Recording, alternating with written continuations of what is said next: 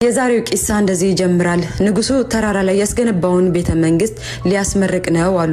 በዛ ላይ ቀድሞ የተገኘ ሰው ጠቀም ያለ ስጦታ እንደሚሰጠው ታውጇል። ታዲያ የቀዩ ሰዎች ሁሉ ተጠራርተው ሲወጡ አንድ እግሩ የተቆረጠ ምስኪን የኔ ቢጤ ግን ከቤቱ ወጥቶ መሄድ አልቻለም። ጎረቤቶችንም ቢጠይቅም አርፈ ተቀመጥ፣ ተራራው ከባድ ነው፣ አንተን ማን ይሸከማል ብለው ተቀዳድመው ጥለውት ሄዱ። ሆኖም የኔ ቢጤው ግን እየተንፋቀቀ ይከተላቸው ጀመር።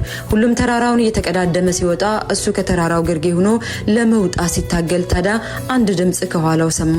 ወዴት ትሄዳለህ አለው። በወርቅ ካባይ ተንቆጠቆጠ፣ በአጃቤ የተከበበ ቀይ ረዘም ያለ ሰው።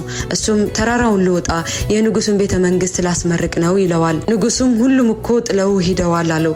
እሱም አይ ከምቀር ልንፋቀቅ ብዬ ነው አለው። ታዲያ ንጉሱም በመገረም ሲያዩ ቆይቶ ከሁሉም ቀድመህ እኔን አግኝተኸኛል፣ ስለዚህ የመጀመሪያው ሰው ሽልማት ላንተ ይገባሃል፣ በሉ ተራራውን በፈረስ እንዲወጣ አፈናጡት ብሎ አዘዘ።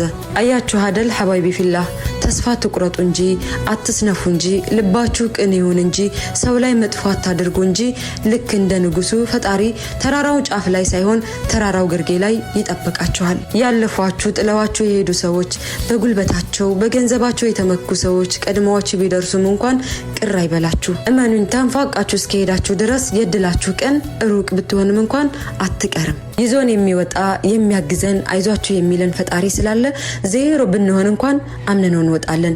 ወጥተንም ደግሞ ሜዳን ቀርም እንሻገራለን። አይገርምም? ቀድሞት ከወጡት ቀድሞ ፈጣሪውን ያገኘ ምስኪን ሱብሃንአላህ። በስከመጨረሻም የቦታ ጉዳይ እንጂ አንዳንዴ ኋላ መቅረትም መቅደም ነው። በርቱልኝ ሐባይቢ ፊላህ።